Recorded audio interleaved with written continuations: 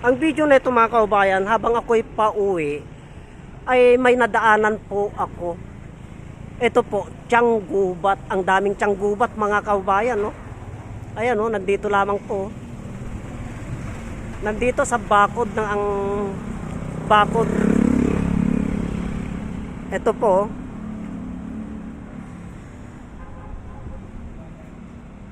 Itong tiyang gubat na ito mga kaubayan ay lingid sa ating kaalaman.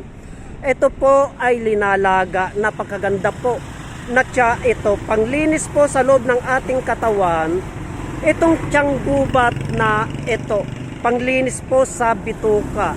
Masarap po na tiya, pinapatuyo po ito mga kaubayan. Ang proseso po ng paggamit nito ay linalaga po ito. Pinapatuyo po ito kahit hilaw, kahit tuyo po. Pinapatuyo po ito, tapos linalaga po at iniinom, ginagawang tiya po. Maganda po sa katawan ito.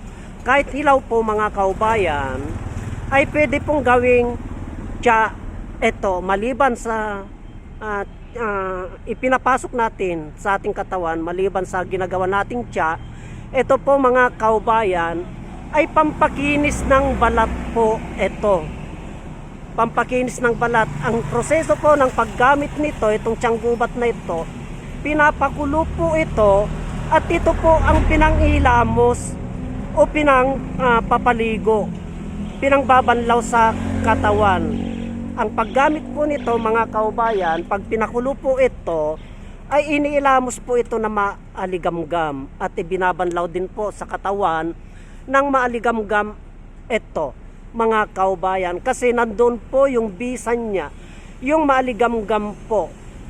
Hindi po pwede yung malamig para kikinis po yung ating balat. Pampaputi po ito. Ito po ang mga ginagamit ng mga Chinese, kadalasan na gumagamit nito. Mga inchik po mga kaubayan, mga Chinese po ang gumagamit ito. Sa ating mga Pilipino ay hindi po natin pinapansin itong tiyang gubat na ito. Sa ating mga Pilipino po, hindi po natin ganong pinapansin ito. Pero sa mga inchik po, sa mga Chinese po, sa mga ibang lahi po, ay mahalaga po sa kanila itong tiyang gubat na ito. Yan po, napakarami mga kaubayan, no? Isang puno po na medyo malaki-laki na po dito sa bakod ng ating kababayan. Nadaanan ko lamang po. At may katabi pa po siya na atis. Atis po itong katabi niya na ito mga kaubayan. Itong atis na ito ay pangkontra po ito sa mga nababati. Itong atis na ito. At ito po ay maganda po sa mga hindi makaihi. Itong atis na ito mga kaubayan, maganda po ito sa kulang sa napagkakatulog. Yung bulaklak po nito ay ilinalaga po at iniinom. At yung bunga po nito mga kaubayan, yung bubot pa po, yung bubot pa po na bunga ng atis, ay maganda pong ilaga ito para sa UTI, sa mga hindi napagkakatulog. Yan po mga kaubayan, itong atis. At itong dahon naman po nito ay sa mga nahihilo. Kung halimbawa nahihilo po kayo mga kaubayan, nahihilo po kayo, kumuha lamang po kayo ng dahon nito, lamukusin po ninyo na ganyan yan, at saka ninyo amuyin na ganon. Amuyin nyo po at matatanggal po yung inyong hilo mga kaubayan. Ganyan po ang kakayahan ng atis na ito. Wag po nating baliwalain kasi mahalaga po ito, itong atis na ito, sa mga nababati na mga bata, sa karamdaman, sa UTI, sa napagkakahilo po, yung laging nahihilo. Mahalaga po itong atis na ito.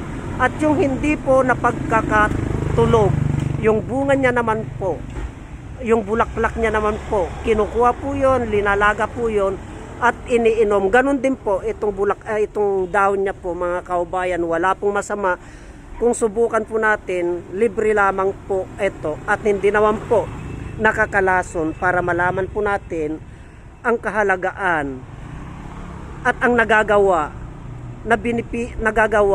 na tulong ng atis bilang panggamot sa ating mga karamdaman. Ito po mga kababayan, basta't sundin lamang po natin yung tamang proseso yung paggamit po nito mga kaubayan. Hanggang dito na lamang po at marami pong salamat.